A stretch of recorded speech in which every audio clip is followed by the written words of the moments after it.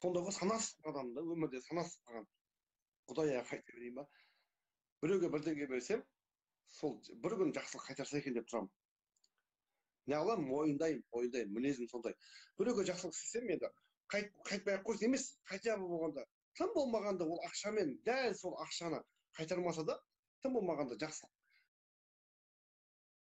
Мен қиналып тұрған кезде, сұраған кезде, бір ақша сұрасам, немесе мен бір қиналып тұрған кезде, тым болмаған телефонмен жағдайымды, сол ақша беріп жағдайын істеп жүрген адамның тым болмаған телефонмен жағдайын жақсы ма, бауырым, басыңа қандай қайғы қасірет душар болсын деп, саған сенің неңе қосыламын деп, тым болмағанда звондамай қалса, кек ұстап қаламын ішімнен.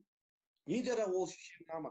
Бір рет маған звондамады, хотя бы мен қанша көмектестім, қанша ақ көңілден ақша бердім, көмектестім, риза қалдым. Тым болмағанда шешең ағам менің басыма жағдай түскен кезде звондап, тым болмағанда, мәке, Мура, сенің қайғыңа ортақтаспын, көмектесемін саған деп бір рет жол сөзін сыйлай алмаған адам үшін шешең ағама кек ұстап қаламын.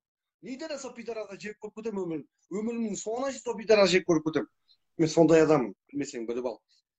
Бірақ енді бәріміздің мінез, бірақ өмірде өте ақкөңіл адаммын да. Өмірде ешкімге ұрлық істемеймін, жек көремін ондай. Біреуді негізсіз, себепсіз айыптамаймын ешкімді. Және ол адам үшін сөз айтпаймын.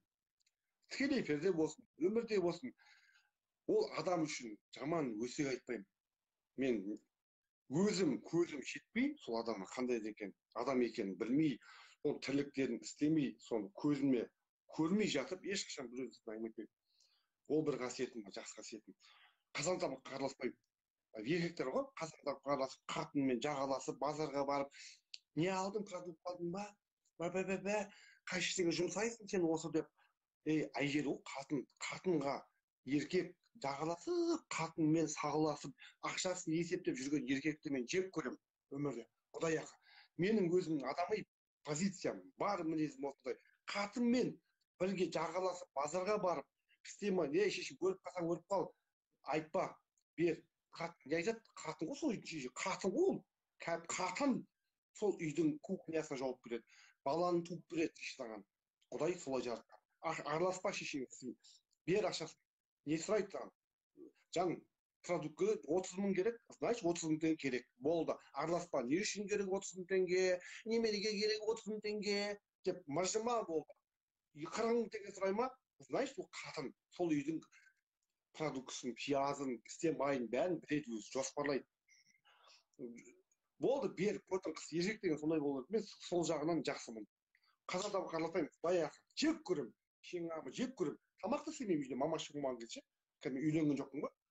Мамаш кетіп қалады, мен араласып тамақ істемеймін, жата беріп қарным ашып. Әшейін беш пакет қой сосын жеп.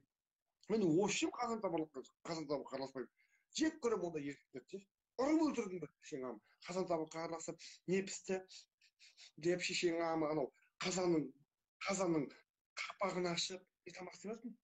Палау ма, бермешел ма? Деп иіскелеп, пістемай аз қалып қояйық үйде. Шешеңағыма сен араласатын нәрсе емес қой, шешеңағыма деп ұрып тастаған сондай еркек көрсем ше, көрдім талай ше. Қатынмен жағаласып, қазан табаққа араласып, газдың аузын жағып, не істеп жатсың деп жек көремін ондай нәрсе. Араласпа, еркексің бе, нормально жүрсе, жек көремін ондай нәрсе. Бер, көрдің қыз нахуй. Қазан сенікі емес, еркек, мужчина нахуй. Сенікі кухня, қазан, газдың маңайы сенікі емес, еркек, қазақтың жігіті. Сенікі қазан табақтыңкі, газдың маңайы емес, сен жүресің. Жүр, ақшасын бер, болды. Қатын өзі істейді. Не істеп береді, өзі істейді. Араласпа шешесі, не істейсің, бітпесейсің, өзі біледі, қатын ғой, сол үйдің қатыны ғой. Одан кейін менің жақсы көретін нәрсем тағы да өзіміздің қара көз қазақтың қыздары жақсы болса екен, жақсы жүрсе екен, көп нәрсеге алдана бермесе екен, аңғал болмаса екен, аңғал болып, бір болмайтын, бір Арсен, где ты, Арсен деп клубқа барып, нашаға тойдырып, пайдаланып, жүргіш болып кетпесе екен деп тілеймін. Менің тілегім сол. Мені көп адам жек көретін шығар, жек көрсең жек көр, мен сондай принципті адам. Бірақ енді менің де өзімдік мінезім бар енді адам болғаннан кейін.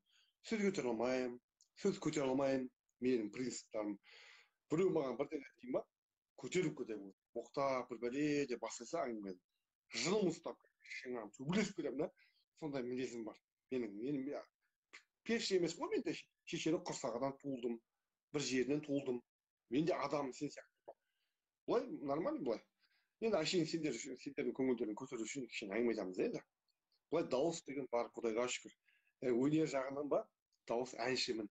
Біріншіден композитор, ақынмын. Мен өзім ән шығарамын, өлең шығарамын. Бірақ менің 20 әнім бұл менің әндерім емес. Мойындаймын. Менің репертуарымда қазіргі студияда басылған әндер, ол әндерді мен шығармағам. Шетелдің әндерін, өзіміздің қазақтың композиторларының әндерін айтып жүрмін.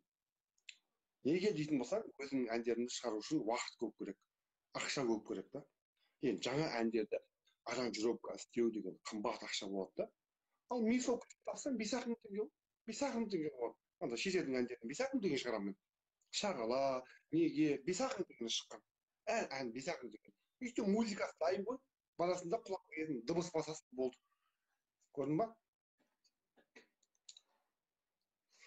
Кетіп кетейікші. Бір өлең осы рас болса пиздес.